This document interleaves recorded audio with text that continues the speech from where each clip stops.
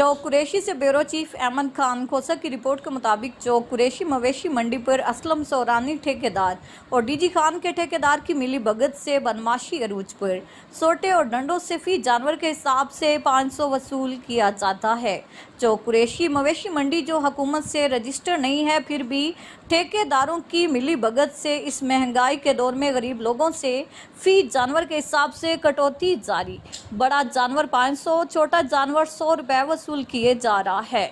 अगर कोई गरीब आदमी जिसका जानवर ना भी फरोख्त हो, फिर भी गुंडागर्दी से 500 ले लेते हैं।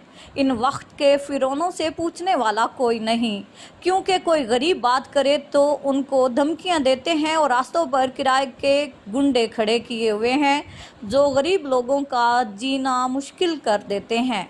इलाके वालों का और गरीब व्यापारियों का आरपीओ डेरा गाजी खान डीसीओ मुजफ्फरगढ़ से अपील कि उनकी नाजायज़ गुंडागर्दी को रोका जाए।